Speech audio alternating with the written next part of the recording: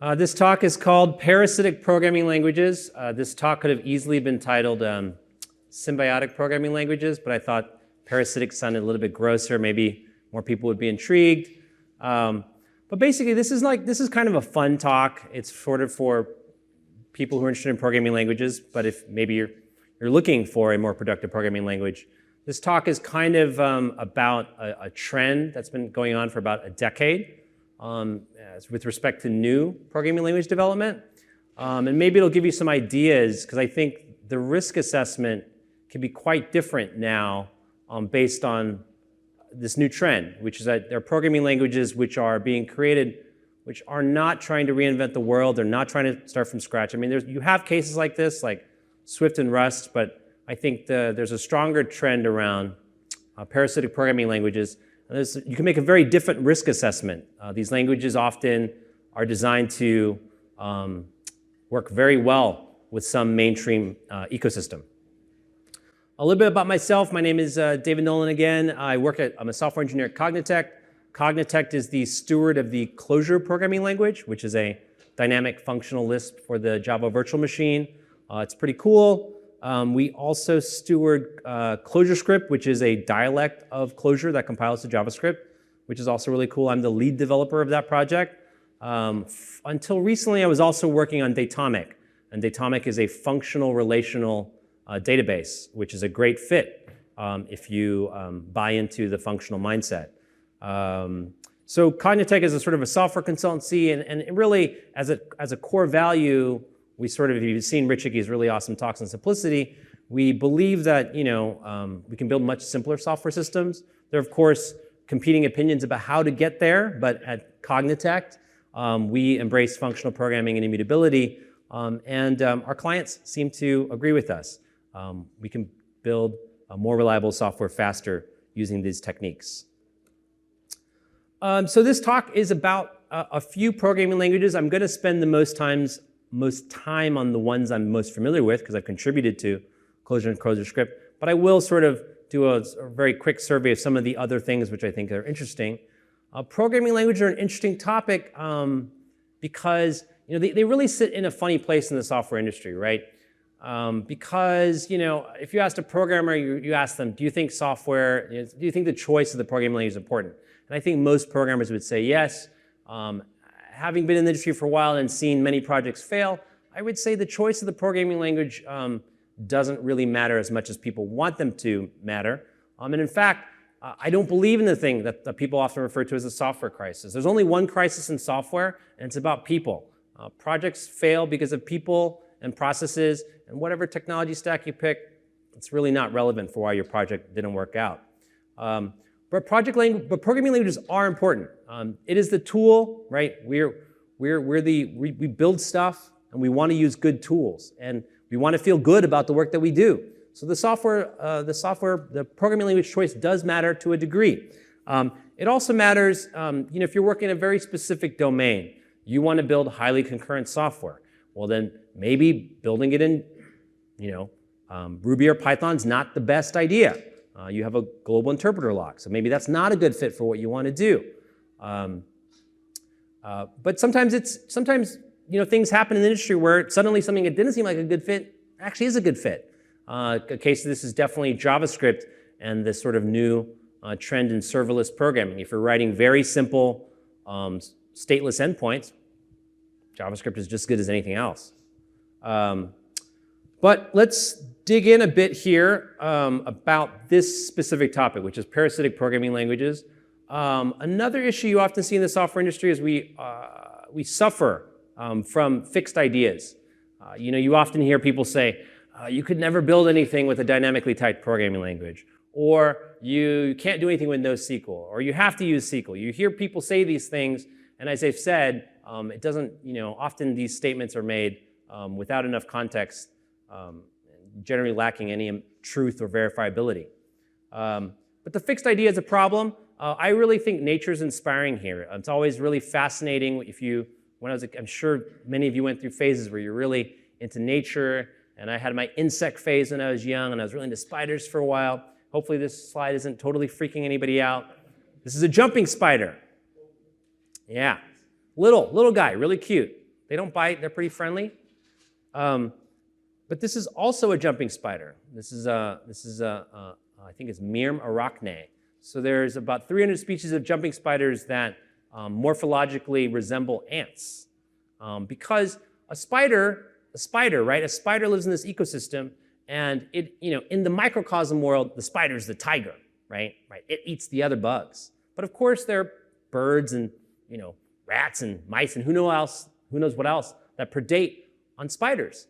So spiders need to come up with a solution to this problem. There's many strategies, right? Your blood can be gross and you don't taste very good. But the Myrm arachne genus, I think it's the genus, their strategy is that they look just like the host colony, like whatever species they parasitically embed themselves into, and actually this morphologically precise, right? So there's a black bump on the left, and that's not a real eye. That's a fake bump that looks like the ant eye. It actually has its normal 8 pair of eyes in the front. So this is really amazing. So they use the ant colony to avoid predation, right? So they found a very powerful solution to the problem of predation. So I think nature's very inspiring. This idea of the parasite. You have this extremely powerful sort of system already in place, which is the ant colony, and you can basically take advantage of it and be embedded in it. I think a lot of, this is about risk sort of management, right? The nature has come up with a really beautiful risk management strategy for this particular species of spider. And I think that parasitic programming languages have the same benefit. They actually have a surprisingly low amount of risk if they're well designed. All right, but in order to set this up, let's go back to 1995 when Sun declared that they were going to, take over the internet with this thing called Java. Further down in this article, there's this funny statement. Sun and Netscape are announcing a new version of Java that is intended to make programming more accessible to non-computer experts. And this is going to be JavaScript, right? So this article was written 22 years ago. 22 years ago. And I'm pretty sure nobody in this room believes that Java or JavaScript are going away. Java is definitely not going away. If anything, JavaScript is only picking up more steam, more traction, and completely taking over everything. It's funny because if you go back even 22 years, like if you go 22 years back from 1995 to 1973, right, it was very unclear that any technology would have this amount of scope or this amount of adoption. So the sort of judgments or decisions that we make in our world, it's very different from what people would have made in the past. And this is sort of beautifully captured by the fact that when MIT stopped using Scheme in their intro programming course, I believe this was 2007, 2008, something like that, about 10 years ago. They stopped doing it, and of course, all the functional programming people were like, "Oh, it's a travesty," But Sussman had a very good point. The realities of software development, very different. He's talking about how programming isn't like it used to be. Everybody used to write their own thing from scratch, and it's not so much like that. Nowadays, you muck around with incomprehensible or non-existent man pages for software that you don't even know who wrote. Right? This is the outcome of the open source software movement. You have to do basic science in your libraries to see how they work, trying different inputs, seeing how the code reacts. This is fundamentally a different job.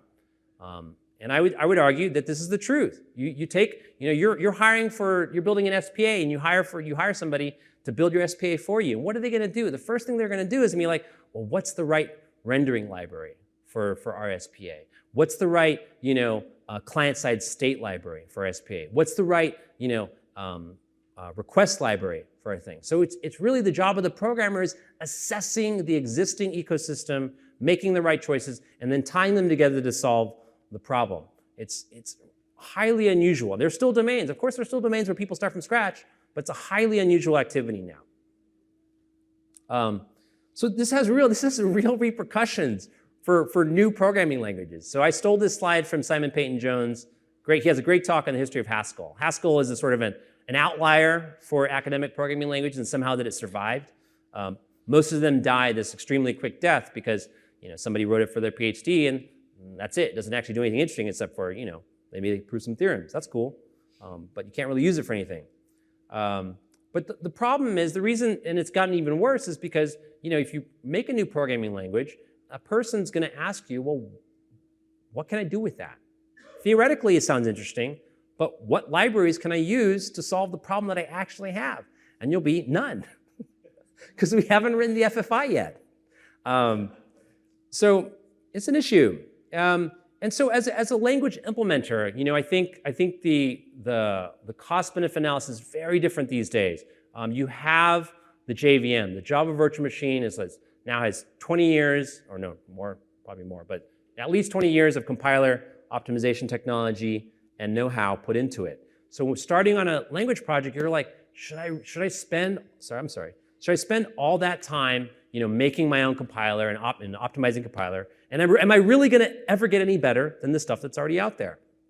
And this relates all the way back to Fred Brooks. When Fred Brooks, you wrote the Mythical Man Month, and they're working on the IBM 360, one of the things they had to do was write an Algol compiler for the 360. And he was like, it doesn't matter how many people we hire, I know this will take exactly 6 months to do, right? So that was completely not true. It took way longer than that. So when you're starting to do a new programming language, you might decide to just pick an existing technology. There are, of course, trade-offs, right? If you start from scratch, and it's not like I'm saying people shouldn't be doing new programming languages research. People should be. But say your goal is to basically get people to adopt your thing, then you might, and really as quickly as possible, possibly. Maybe you want to get a decent user base in a couple years. Then you might have to do something else. So you have existing VM technology like the JVM. There are trade-offs, right? The JVM was designed for one specific programming language, Java, and you may have to make some concessions there. But it may be that given those concessions, you can still make reasonable improvements over the other approach, which is Java, right? You believe that you can provide better semantics on existing compiler technology. And this sounds actually, I would say in the early 2000s, that was a wacky idea. People said, I don't know, doesn't really seem that interesting. But I think now that we're 10 years in, it's actually not a bad idea. Scala, I think, has had a significant amount of adoption. There's libraries. In fact, there's all these interesting libraries written in Scala that people use from Java. And that works okay. So Scala has shown that it's not a bad approach. And now Scala gets to focus on what? They get to, they got to focus on the problem they were interested in, right? So now that you're not burdened with how are we going to build the software ecosystem and the compiler technology, what's the problem they wanted to solve? They wanted to reconcile sort of what we learned from engineering, which was that object-oriented programming is useful. It is a productive approach, and they wanted to combine it with some of the more theoretical results from functional programming. So bringing these two things together, and Scala was heavily focused on that, and I think they derived a lot of benefit from that. Then you have things like Clojure. Clojure, I would say, was sort of, created by somebody who was doing concurrent C++ software and concurrent Java software, and finally got fed up. And somebody who had, liked Lisp. And so if you look at the design of Clojure, I mean, Clojure is almost a textbook response to Java concurrency in practice. Like you read through it, it's like all these things to avoid all these things you aren't supposed to do, and Clojure checks off all the boxes. Those things aren't possible for the most part in Clojure. So again, Clojure was heavily able to focus a lot, right? So a ton of effort was poured into Clojure, but all that effort was in the design of efficient immutable data structures, right? And a nice set of concurrency primitives. So a laser focus on getting that right, and that we don't have to worry about, creating our own Maven.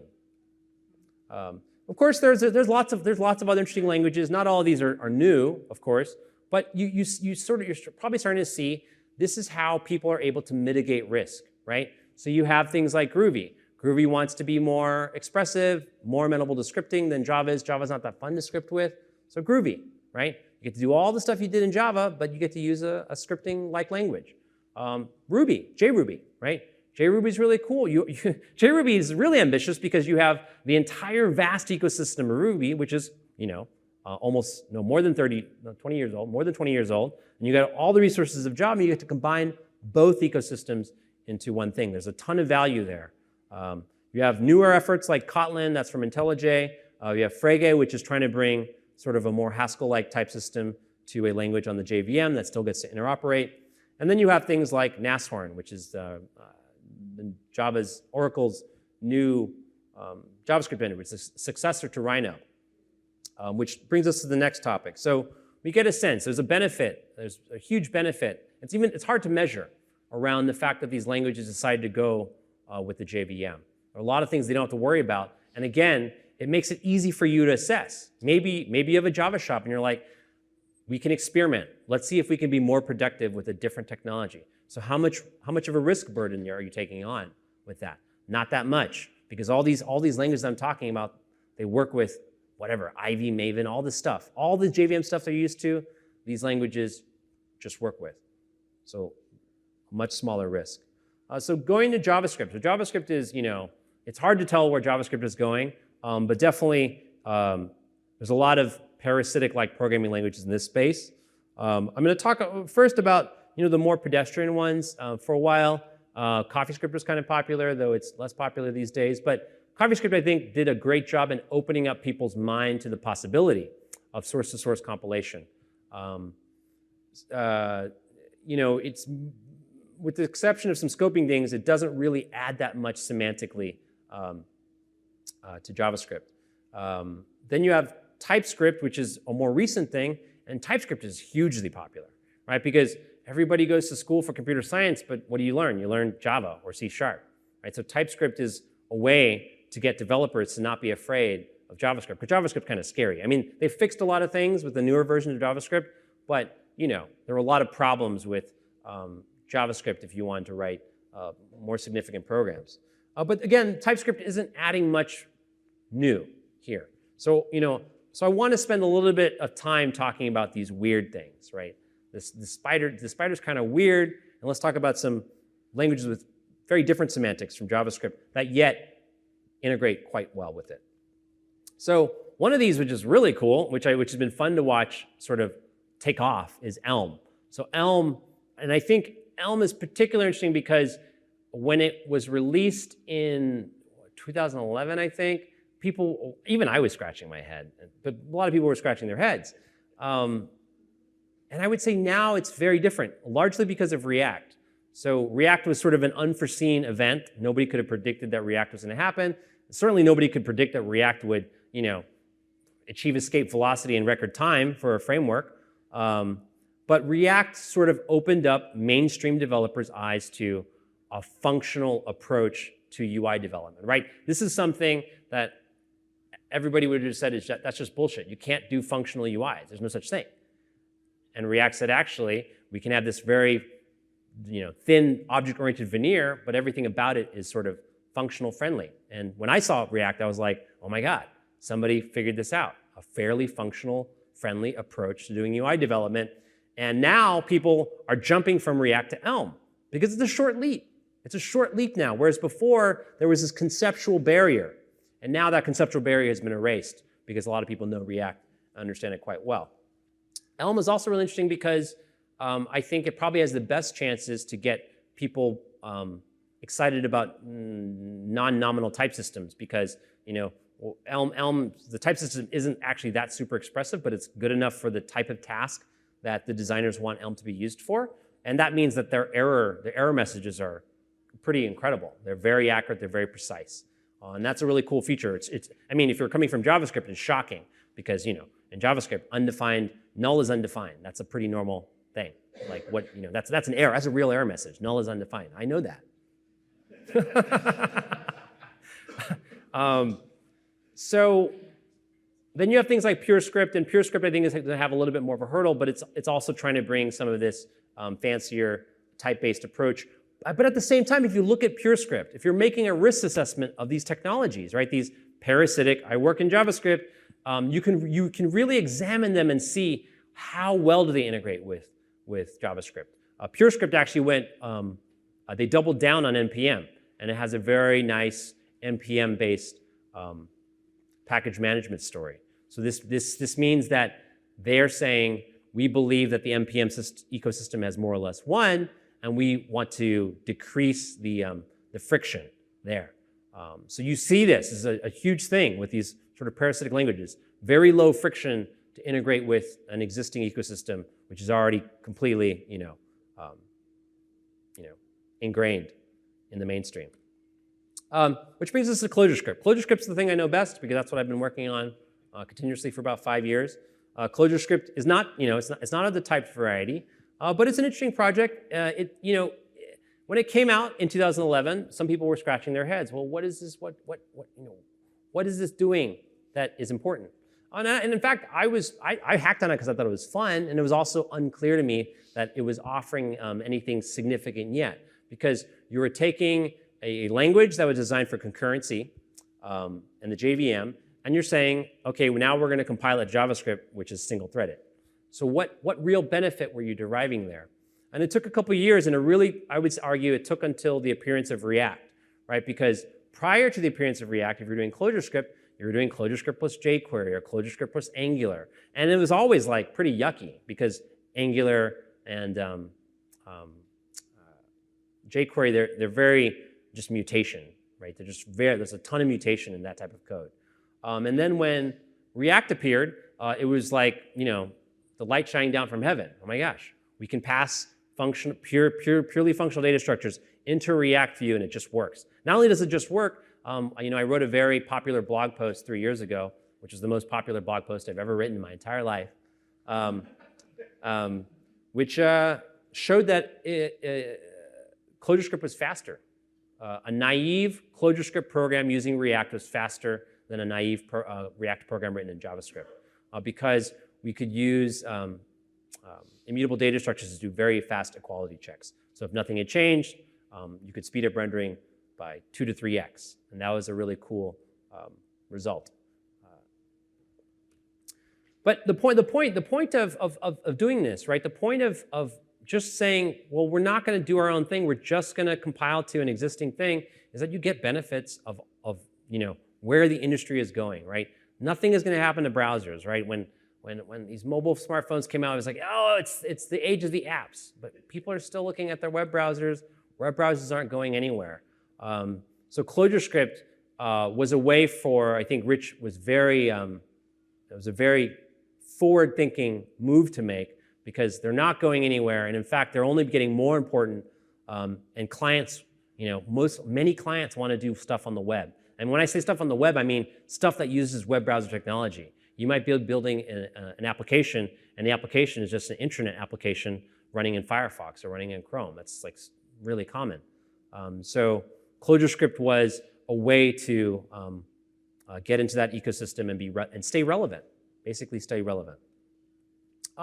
But the nice thing about the parasitic approach is that the parasite, right? The parasite gets to have yes, we integrate tightly with the host, but we have our own ideas about things, and often these things can have side effects that are non-obvious.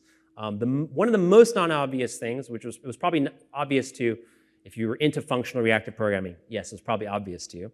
But if you weren't, one of the non-obvious things is that people are writing mostly purely functional code. So if I download some random library, it's by and large purely functional. What this meant is that it's a really great fit for live coding. So if you've ever seen Brett Victor talked about the fact that, what is this talk called? Shooting dead fish? Something like this. But it's all about, so much of programming is like, our brains have been completely eaten by sort of a batch-based approach to programming. You change your source and you recompile. And so in a browser, it's change your source, you refresh, go through all the state again to get back to where you were, right? It's this crazy, crazy long process. But if your code is mostly purely functional, you can actually hot replace only the code that changed, and you don't have to change the state of your application at all. And so there's a tool called Figwheel that supports this, and this is the thing that when people try ClojureScript, and they actually are like, okay, it's Lisp, it's crazy, but I'm just going to try it. And they try it, and they try Figwheel, and they're like, I don't want to go back. I don't want to go back, right? They have an environment which allows them to code on the fly, and the state of the application is preserved, and it's because all the code that they're using is mostly purely functional. It's what enables this. A lot of people like this. So Elm has the exact same property, which is another reason people really like Elm. And the other thing is that the mobile thing really just went crazy, right? Humans touching pieces of electronics with glass. That's just what humans do now, right? So it's important to work on these pieces of glass. So I was at the New York Times when they tried to write software for these types of computers, and it was painful, right? The type of applications that people write on iOS, it was like, okay, it's just like a menu and some buttons, and wasn't that sophisticated, but 9 months later, it still didn't work, right? This was typical. And the same is true for Android, right? This is this amazing new computing platform, but programming for it sucks. And you have to write the app twice, at least twice, probably 3 times for Android and at least 3 times for iOS, because each version is different. It's not that fun. So Facebook, I'm not actually 100% sure why they did this, because it was a sort of a risky thing to do, but they came out with something called React Native, and it's been about 2 years, and it's really shown that there is a class of iOS and Android application which does not need the highest level of performance, for which React is a perfectly fine solution. And you can write it once. You can truly write it once and run it in a bunch of places, and that's really extremely powerful. So ClojureScript, right? There's this, like, anybody that's in the JavaScript space, right? Anybody that decided to start writing a JavaScript compiler 3 years ago is really happy, right? Because your thing just works. All this stuff that's happening in JavaScript, if your thing compiles to JavaScript, you can leverage it. And in fact, people do. So Mike Fikes is one of the big contributors to the React Native story in the ClojureScript world. And here he is. He's live coding against the simulator. But he actually helped write the code so that Figwheel, so this incremental thing that can hot load the code, works directly on the iPhone. So people that write React Native applications with ClojureScript, they get the Figwheel experience. So they get incremental updates while they're in their text editor. And also you have a REPL. So you have a socket REPL directly into the device. So you don't even need Xcode to do anything. You just bootstrap the thing and you're just live coding your entire application. And this is an extremely popular thing to do. But what's the beauty of the system? Do we have to learn how to use React Native? React Native isn't our problem, right? That's somebody else's problem. We're just the little spider in the colony taking advantage of everything else that everybody else is doing. And then just a real quick note, this is just mostly, if you're into nerdy stuff. So about 1.5 years ago, we bootstrapped. So this is like meta, Parasitic. We bootstrapped ClojureScript. So ClojureScript can actually compile itself. The compiler can compile itself into JavaScript. It can run inside of JavaScript without the JVM. And people have done really cool things with this. So this is ClojureScript running on iOS. So this is ClojureScript that's been self-compiled. And this is an app that runs on iOS. And it's a full-blown REPL. It does everything. Everything's there. The analysis, the compiler, it's all there. People have done even neater things with this. Mike Fikes did this thing called Plank, which is JavaScript core, which is available on Windows, Linux, and OS X. So we built an executable that includes the self-hosted compiler inside of the JavaScript core executable, and now he has a Clojure scripting language for every major platform, which is cool. And then there's another thing called Lumo, which is trying to do the same thing, but it does it with V8. V8 has this really neat feature, which is very Lispy, which you can do an image dump. So you can load your code into V8, and it all gets compiled, and then you can just dump the image. And then you have something that boots much more quickly. OK, so enough about ClojureScript. So almost done, actually. This was not a particularly long talk. But there are other things that are happening which are also, they're new, but new-ish, and I would say gaining traction. One of these things is Elixir. So Erlang was designed for building telecom switches.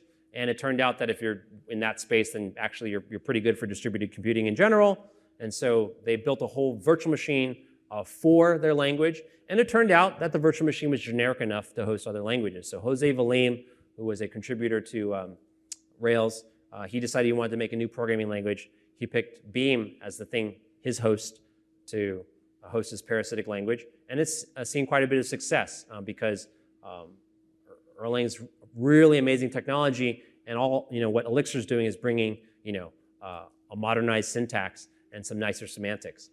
It's very cool. Something that I think is actually heavily in the spirit of when you're assessing these sort of parasitic programming languages, it's important to look at, are the language designers really serious about the host? How serious are they? And I think a huge inspiration in this vein is actually F#.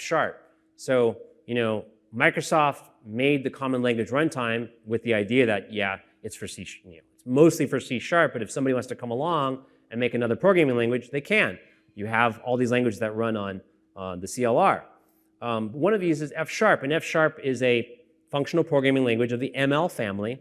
But one of the most interesting decisions that they made, where a lot of the typed functional programming languages have this very strict barrier between the foreign thing and the code that you're writing, F# says that's not really what devs want. I mean, what we're going to do, we're just going to pick the middle path. For the code that's all functional and here it's just this code and it's not interop, you can have very strong guarantees. But when you're interoping, we're just going to get out of the way, and there's not very strong guarantees, but it means that interacting with C# is a breeze. And F# developers are some of the most enthusiastic people I've ever met, because what do they get to do? They get to leverage all of .NET. They're not pulling their hair out, and yet they get to use a very sophisticated typed functional programming language. So this goes back to what I'm saying. With a lot of these languages, there's a lot less risk than you would think, and all it takes is spending some time. Are they serious about the interop story? I would argue with languages like Scala and Clojure, that was like a design goal. You have to work with Java. Nobody's going to care about your thing if you don't work with Java. And I think that a lot of these other technologies have also made that decision. So if you're looking for some new technology, you no longer have to reinvent the wheel. I think when you go out to assess alternatives, I think it's much easier to see that most people want to meet in the middle. They want to work on existing powerful platforms. There is an interesting thing coming in the near future. I think it remains to be seen whether it will be good or whether it will be problematic. So there's a thing called WebAssembly. It was originally called ASM.js, spearheaded by Mozilla, but it's definitely going to happen. Google's working on it, WebKit's working on it, and Firefox, of course, is working on it. And so it's basically a type of bytecode which leverages the high-performance VMs. Currently, I would say the problem is that it's oriented around game development. So people that have existing C++ code bases, like a lot of the Firefox demos are Unreal. So they take the Unreal code base, they use a compiler to compile it from C++ into WebAssembly, and then they can call into WebGL, and then you basically have Unreal ported to the web browser. So it's really great currently for C++ code bases or game engines. It's a great fit. It remains to be seen whether the strategy is going to address the needs of languages like ClojureScript, which need GC, right? It's a bit strange, for example, if, I compile ClojureScript to WASM, and I have my own GC, even though there is a GC already in the browser. And maybe that's not a good idea. So I would say, it's a technology to watch. It has the potential to be something extremely important, extremely revolutionary, but it largely depends on whether the rest of the industry is convinced to add the additions that it needs to be a good fit for languages like ClojureScript or Elm. So we shall see. So that's all I had. I got done a bit early, but I'm happy to take questions.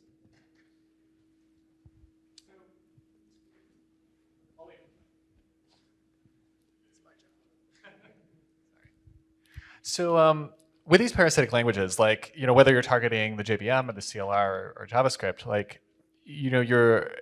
what do you think about places where design decisions are sort of forced on you as a consequence of that, right? Like if you're on the JVM, you don't get, tail call elimination. If you're, on JavaScript, you don't have multi-threads. Things like that actually really force you into corners sometimes. I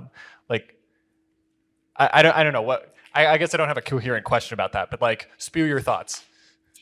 Yeah, no, I have thoughts. I mean, the thoughts are that it's the realism of choosing a host, right? It's like the fact the spider looks that way because it picked ants, right? Maybe it didn't really want to look that way, but too bad. Right? And it has these front legs. It has to use them as antenna, right? That's weird.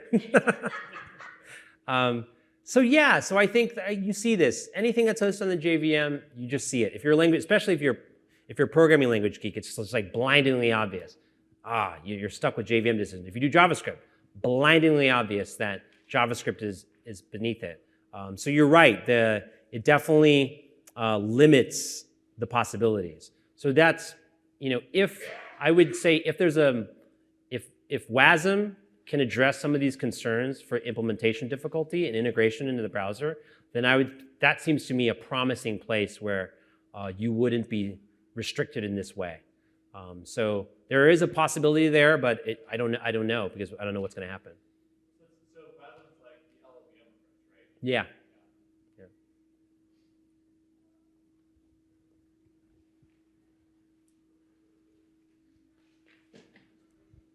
I've heard some discussion about the idea of using Rust as a compilation target, and getting some of these host-like qualities that you described, some kind of an interop story with an existing ecosystem, but without the overhead of something like the JVM or even the Beam. So I'm just curious what your thoughts on that, if you think that's a reasonable approach.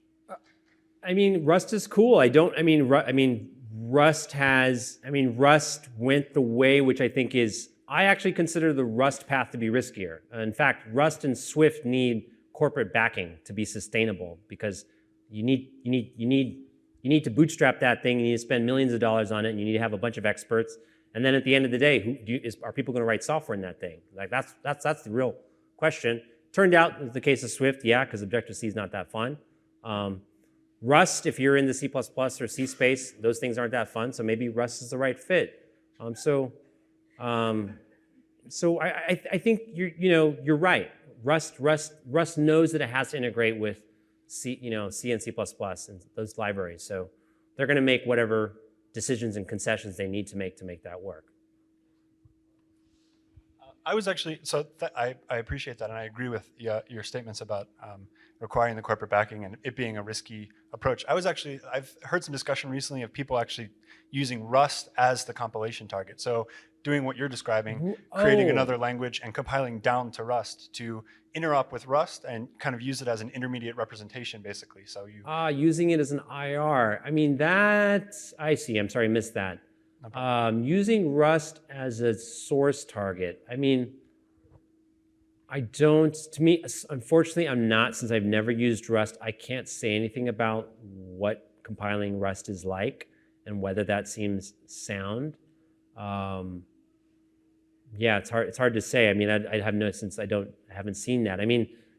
The thing is, for example, like with the JVM, you make a bunch of class files, it loads pretty fast, right? And we know it's fast to load, and it's that compilation thing isn't that costly. Same thing with JavaScript. You can parse 150,000 lines of JavaScript in like 100 milliseconds. So you know that you can generate a lot of JavaScript, and what's the big deal? I don't know if that's the case. I don't know if that's the case for Rust. Well, let's do. I really like this idea where you say these are parasitic languages. They bound to a host, and perhaps they take something away. Maybe it's the user base. But have you thought about it in other terms as well as being maybe symbiotic languages? Do you think about some of the things that they maybe contribute back to the community? For example, the way Clojure may contribute back to the JVM community in some way. So I would say that Clojure probably hasn't had that much impact on Java or the JVM itself. Unfortunately, it really took Nashorn for Oracle to get off its ass and do something about invoke dynamic. But ClojureScript is slightly different because JavaScript is, for how big it is, JavaScript is a bizarre world, right? It like literally changes every 6 months. So they're more open to ideas for some weird reason that's hard to discern. But there has been some feedback, like from Elm and from ClojureScript back through React, actually. So that there's been a lot of cross-pollination there, which I'd never expected to happen. So Yeah, it's definitely. I mean, I was surprised that I would have said no way. It's like we take, but we can't really give back. But I would say ClojureScript and Elm have shown actually information can flow in both directions.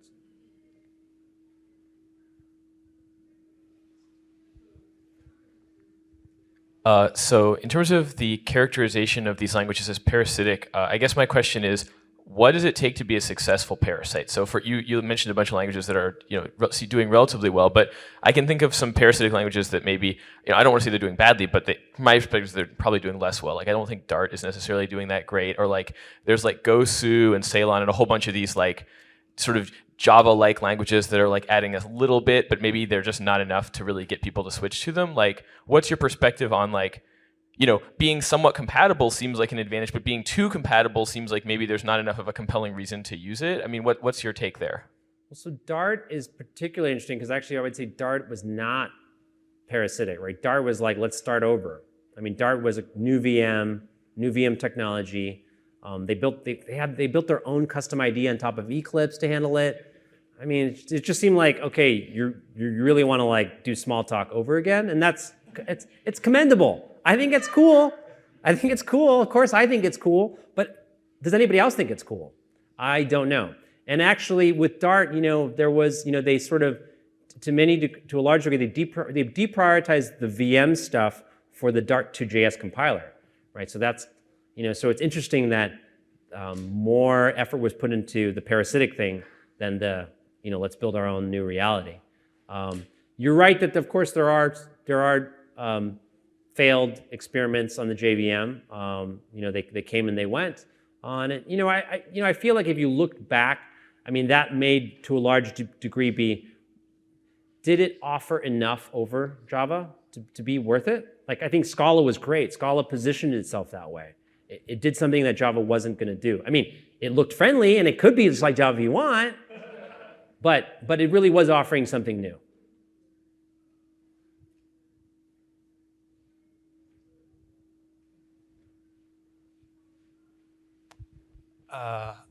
Kind of two questions. The first one is, so like the languages that you put up there, I kind of see them on a spectrum. On one side you have like CoffeeScript and TypeScript which are kind of incremental, and then on the other side you have ClojureScript and Elm, which are like these large leaps. I'd be curious, like what are there popular packages that we're using that we don't realize are in these kind of the languages more like ClojureScript and Elm that are different that we might not be realizing that we're using? So Elm is a little bit different in that they now have, I think, a decent, they're improving their interop story a bit.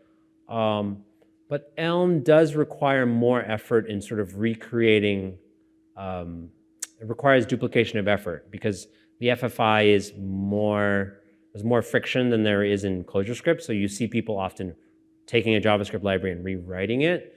So, and I'm not that familiar with Elm, so I can't say much more than that. With ClojureScript, though, we continue to push in the direction where it's like you can use Google Clojure, which a lot of people don't use Google Clojure, but we have perfect integration with Google Clojure, which is like 300,000 lines of JavaScript of reusable stuff. And then we also, we're just now pushing into making it possible to include NPM dependencies into your build. So you can mix dependencies that you pull from Maven and NPM into one thing. So the idea is that we want you to be able to use whatever is out there. So it's not about like, is there something in ClojureScript that we do that's special? It's more often than not, we don't want to reinvent the wheel. So why don't we make our compilation process accept the ecosystem? Sure. Are there examples of going the other direction where, like as a JavaScript developer might not realize they're using a ClojureScript package? So that's not true because, this is sort of outside the bounds of the talk, but I can explain quickly, is that ClojureScript relies on Google Clojure Compiler, which is a Google JavaScript compilation technology, and it's a whole program optimization. So the way that it works is it takes all your source files, and then it creates, walks the entire call graph to figure out what you actually need, and then produces the final artifact, which you're going to, deploy. But it's a whole program. But that means that as a general rule, the thing that you end up with is not small. It's something that's fine for a website, but it's not great as a library. So you don't see people using ClojureScript without knowing about it. Another somewhat related question. You mentioned things coming from Elm and ClojureScript back into JavaScript rather than the other direction. Could you talk more about that? So for example, I mean, one of the things, so CSP started getting pretty hot, communicating sequential processes, because that's, Go is very popular. So people are familiar with that now. It's not weird. But Clojure also did it, and it did it for both ClojureScript and Clojure at the same time. And this was really before yield had was like a reliable thing. So we started talking about CSP, and then shortly thereafter, people were experimenting with the CSP model in JavaScript, and that was interesting. More recently, there's a thing called spec, right, which is our sort of property-based testing plus sort of specification, which is really cool. And Alex Miller, who's here, he's going to talk about it tomorrow. If you haven't heard about Clojure spec, I highly recommend it. And I gave a talk about that in Vienna to a very large React and JavaScript meetup. And there was some interest there. People were very interested in yeah, we don't like types, but we would like to have some form of specification, and they liked what we were showing. So I would be very surprised if you don't see something like that also appear. Oh, there is. Okay. Okay, well, there you go. Then I wasn't following it, so it already exists. Yeah.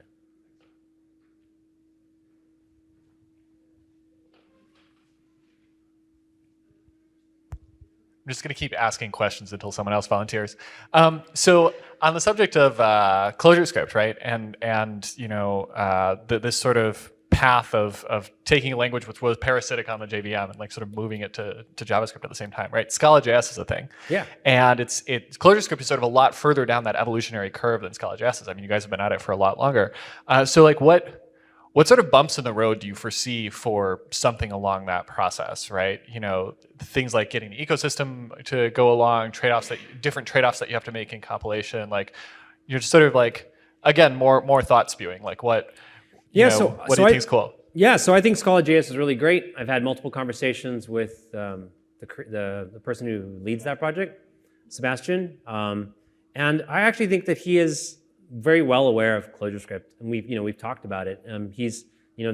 They've chosen the same strategy. They whole program optimization. So their system is actually much nicer because they actually have a first pass using Scala, right, to do a lot of more dead code elimination than we actually currently do. And then finally, Google Clojure gets to it. And so that's really, really cool. They have a lot of optimizations that aren't possible because their optimizations are type directed, and we can't do that stuff. Super cool. But for the most part, I've seen Scala more or less trace a lot of our footsteps with the big decisions. Google Clojure being one of those, but also React. From what I can tell, the React integration story for Scala.js is just as good as the one for ClojureScript. And I think it's really cool. I mean, I think that Scala.js rounds out that story for the Scala world. I think Sebastian has been I want the experience of Scala.js to be more or less the experience of Scala. And I think that's what we've tried to do with ClojureScript as much as possible. And so I think that completely on the right track.